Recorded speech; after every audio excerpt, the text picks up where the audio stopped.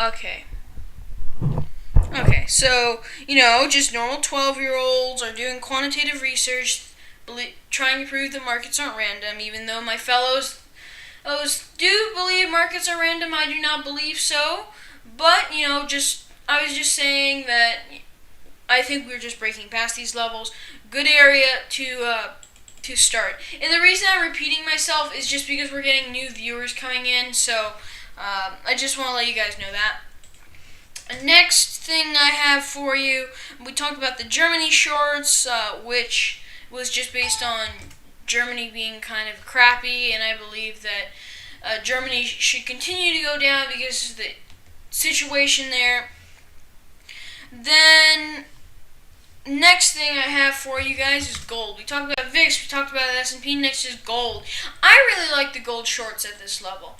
It's kind of like bonds going way up, except gold is reacting faster. It was almost the same kind of trade where shorting bonds and hoping for moving down. So bonds moving down pretty sharply today, but we'll get back to that in a second. Gold. So gold, we're kind of hitting this interesting area. It doesn't mean anything too specific, but it is an interesting area to take a look at. It's just something to see. I think you can take shorts off that level. I think gold is getting a little overbought short term, and there's no real good reason for it. So, of course I'm taking shorts in gold. I have a small short gold position in. I may even be short stocks, so let me check for you guys what my gold position is. I am short a lot of gold miners, as in I'm short gold miners as in NEM. I'm short the GLD ETF. I am short SLW, which is Silver Wheaton Corp. As well as a few other things, but that was the general position that I had on, and it was just something to pay attention to that might be of some sort of value at that point. And then, you guys kind of get the idea of the gold shorts, and I've been repeating myself a lot. Bonds, I hate bonds. I really hate bonds. Just the whole thing in bonds with interest rates and all that, I hate them. I think you can short bonds all the way. On an up move. Shorting bonds on an up move. Not on a down move. Makes no sense, because we could just as easily go up from here as we could go down. And, if we were to have a little bounce, people are getting in, everybody's happy. No, we should probably fall on a bounce. Like, for example, this was perfect. Look at this. Boom. Bounce. Whoa, whoa, whoa. Another quick bounce. Boom. Look at that. Just faded. It just all kind of got people out of the bond market. So again, I'm just shorting bonds. It's just a trade. My opinion doesn't mean as much, but I do like sharing it. So it may also give some people some helpful trading ideas. So I just want to educate people. But please understand, my opinion is just as good as your opinion. You're not better than me at analyzing markets. There's no such thing. What trading is about is your mechanics, is the way you manage your trades, it's a strategic trading approach. There's a reason I do many of my trades in options, or as much as I can. I'm a premium seller, and I try to find edge. I try to find defined edges, not based off historical numbers, as in the market did X, so 60% of the time the market went down when it did X. Yes, but that's historically. Doesn't mean it's going to work out. Because if you take a look at a study, it worked in this period and then it didn't work in this period. Zero-sum game. So I look for edges that I can get out of the market. Not arbitrage, but edges I can get out of the market, not based off historical values. And the way I find that is implied volatility.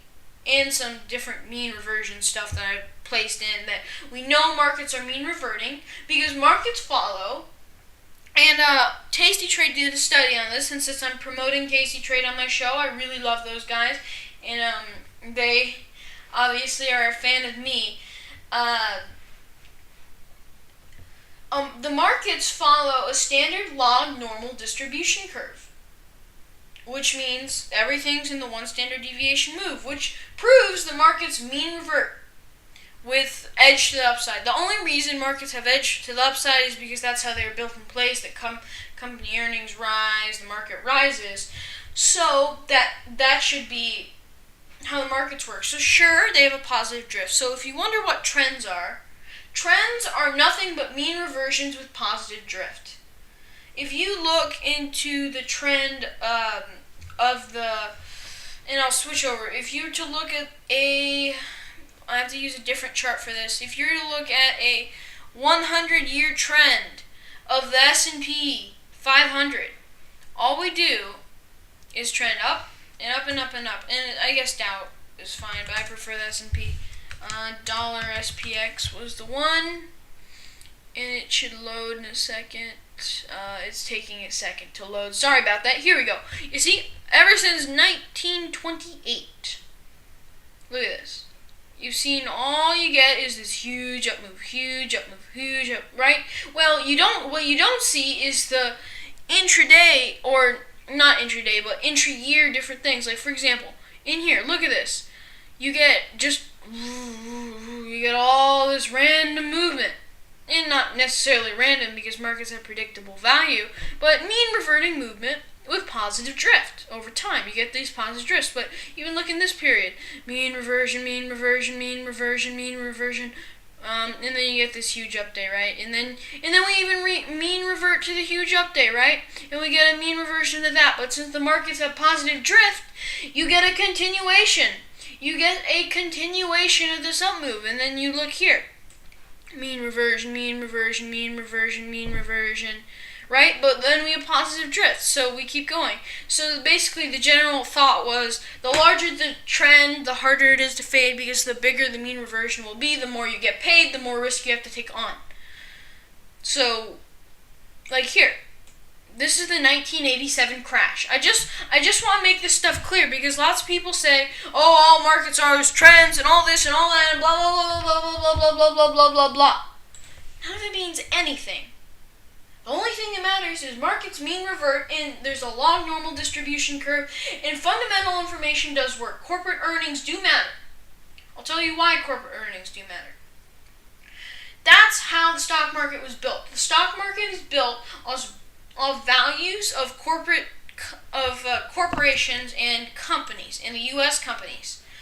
That is what everything is built off. So you will get mean reversions, but then you get positive drift, because as long as corporate earnings are in positive drift, stocks will go up. So for example, this huge up move, slow and boring, torturous, slow and boring, right?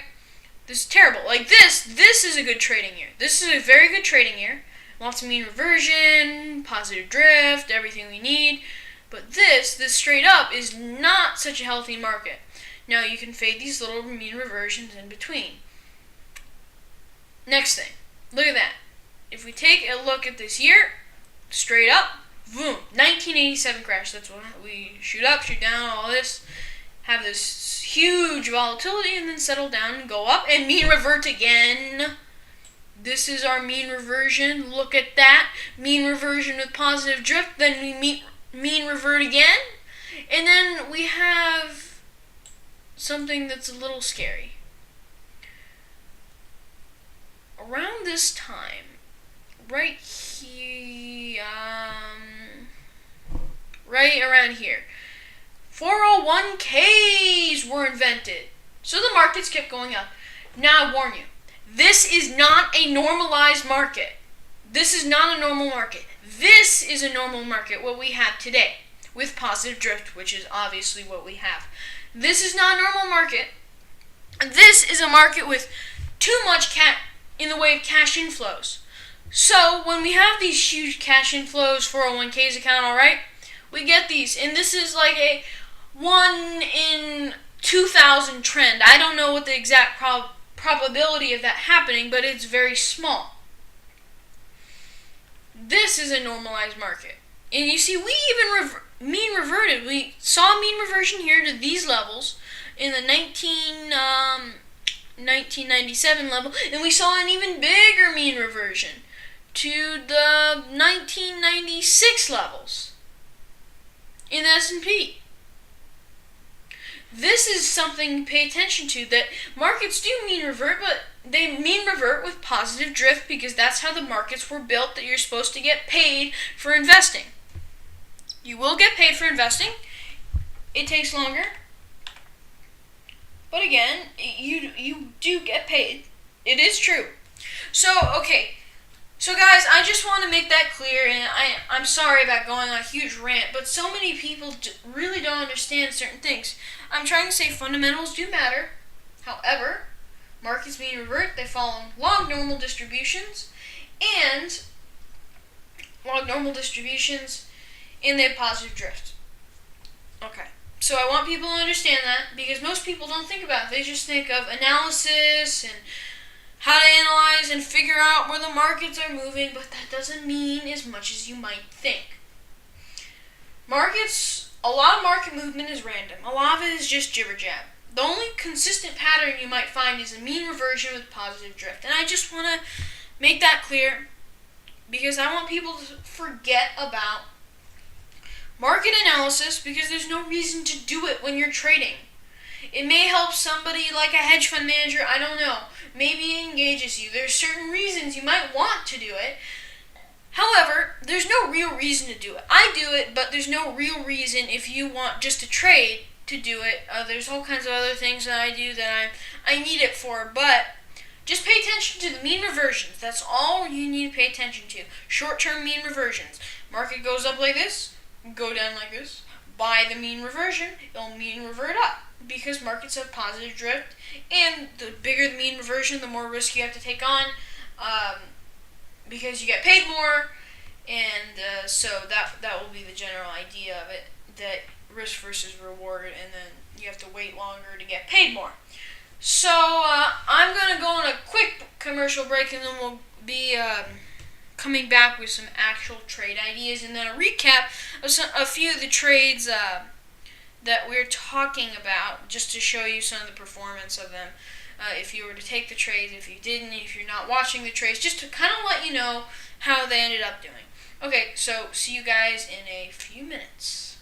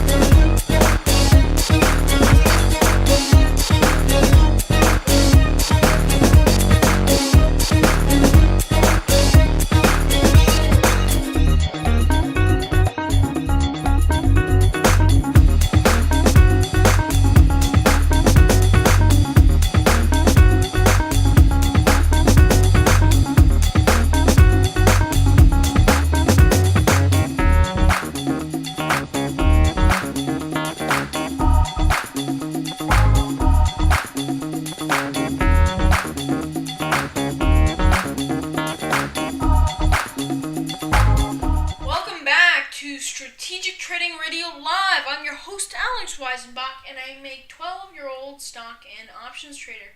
I've been trading for 3.5 years now, almost 4. So FYI, it is true. I do know what I'm talking about, no matter what some people think. So, leave me alone, I'm 12. Okay, so this is the segment where we actually go into some trades. I'm sorry about my rant, but it's helpful for some people. It really is. For me, a 12-year-old, to yell at people and tell them how it is correct to trade, and then they're doing everything wrong. It really does help people. It genuinely does. So, I do help.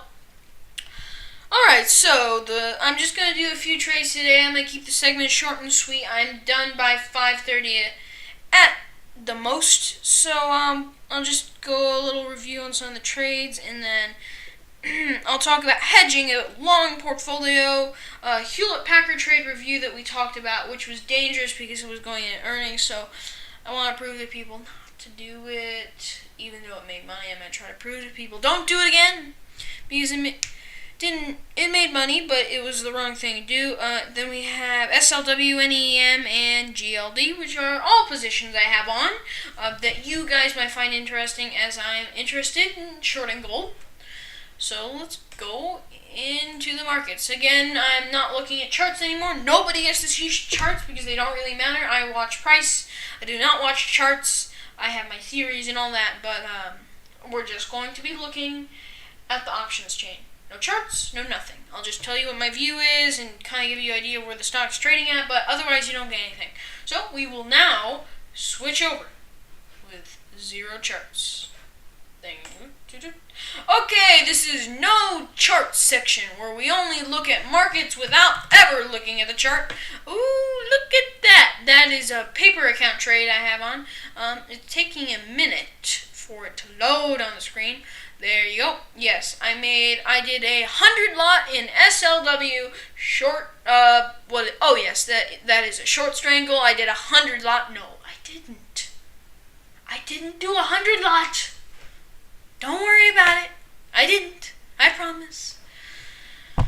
Okay, so if you're bearish, first thing we do is we look at the implied volatility. 70th percentile, so that means we can be selling premium. Alright, so my first intention is a risky trade, or if you want to be more risky, is you sell. You sell a call for 70 cents. Your max loss is infinite.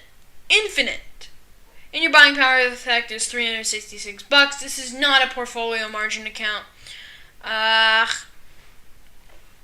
And then you can make $70 to do that. Next thing you could do is you could sell a vertical, and if you don't have the capital, to sell a call, what you could do is you could sell a wide vertical spread. So instead of 1 or 2 strikes wide, you could do 3 or 4 or 5 strikes wide if you want that risk, which is fine. Again, I prefer to add more risk on the naked positions or not more risk, but because of the higher probability of success, they usually take up more capital, and I don't mind putting more capital in. So, if you want to sell something like this, you could sell 27, and then maybe I'll give you something crazy, like 32, 92 cent credit, max loss of $408. Now again, if that's not enough risk for you and you still want to tie up less capital, or more capital, but you're not approved. You are not approved for selling naked calls because some people aren't. What you do is you sell, go to sell on the ask or the bid, and then you go down to sell, and then you click covered stock. You're shorting one put and then shorting 100 shares of stock for $27.57. Don't mind this because the markets are closed and there's some differential stuff on the bid ask. Max profit $157. Your max loss is $2,757, and your buying power effect is about $1,200. So that's what you can get for the margin. It makes more sense to sell a call, but again, not everybody's approved. Then you can sell a wide vertical spread if you want that risk, or just sell a vertical spread. Or if you want to, you could sell a bearish iron condor. So what is a bearish iron condor? Well, there's a couple ways to do this. And I'm going to set it up in that Analyze tab for you guys to understand what this is. So, first of all, let's check the premiums. Alright. So what we could do is we could go sell unbalanced iron condor. Why isn't it showing up? And that's just the fake position we have on in this account. So you're selling 2 puts or whatever, or No, I want to do this. I want to sell 2 of these. I want to sell 1 of these. Oh no, I want 1. Yeah. Okay. 135-cent credit. Yes, it looks like this. You see your max loss is here, then your max profit in here, and you make your biggest profit potential here within the 23-25 range. All right. So again, I don't want it quite like that because I don't want to be in these quite that close. So let's go to 28-29. No, we're selling the 25. Yeah, that's the thing. We want to sell the 29,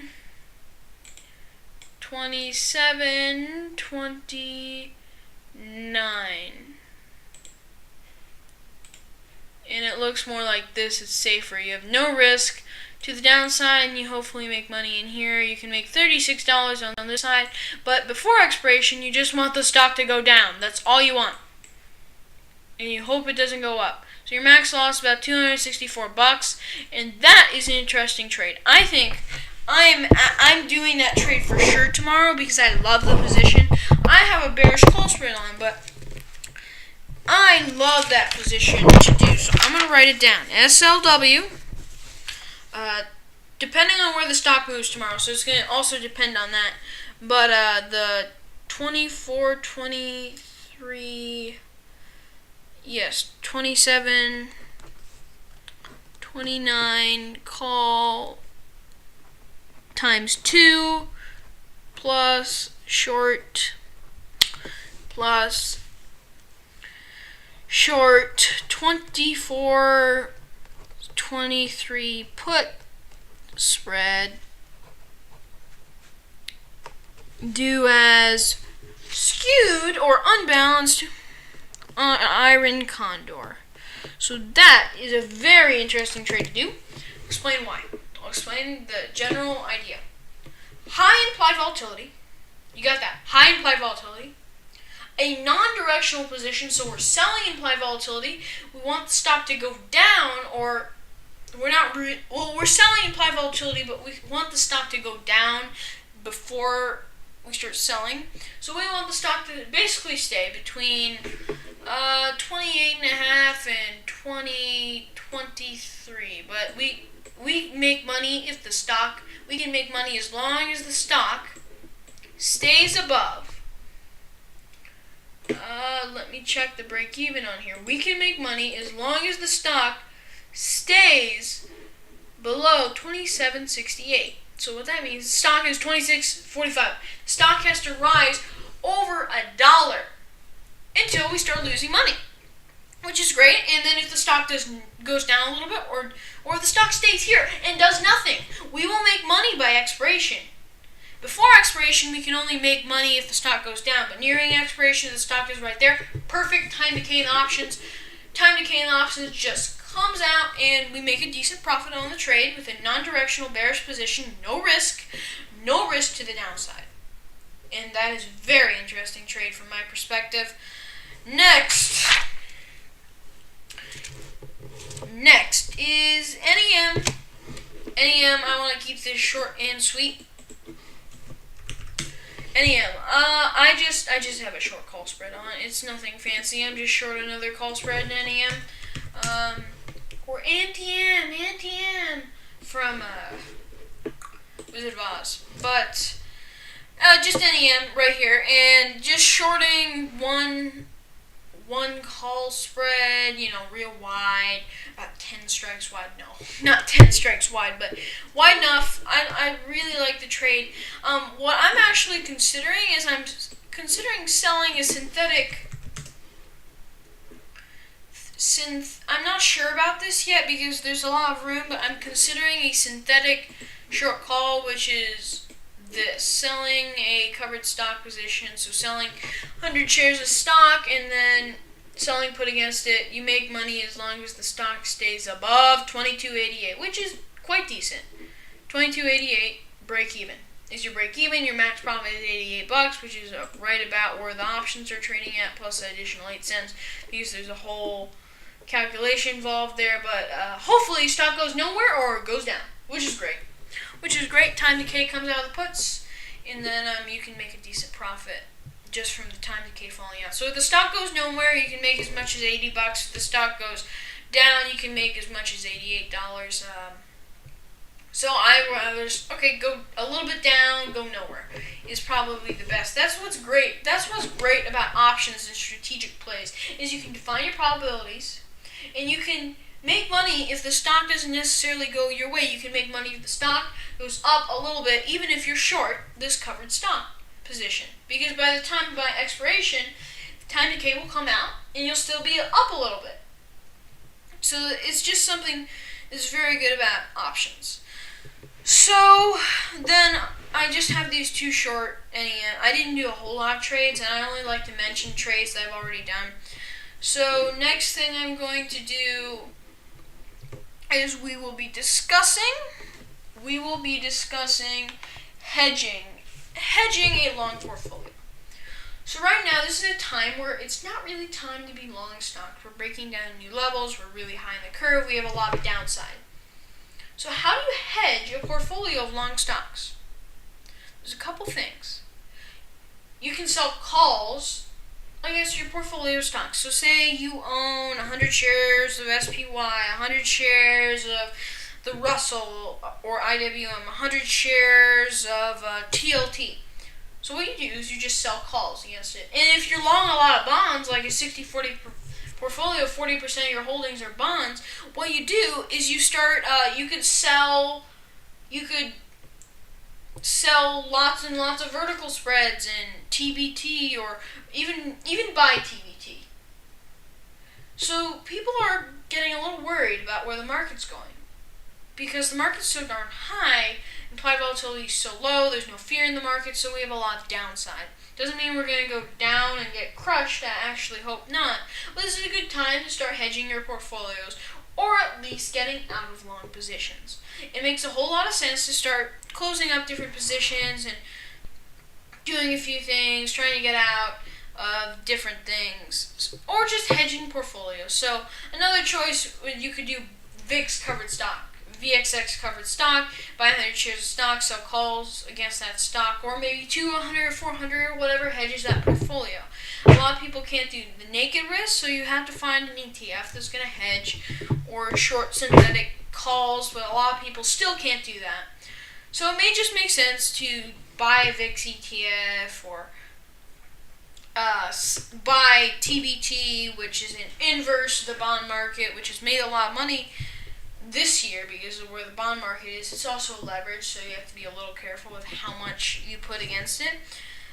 Just VXX positions, using the VIX as a hedge, buying VIX call spreads would be another good one. Just a way for normal people to hedge.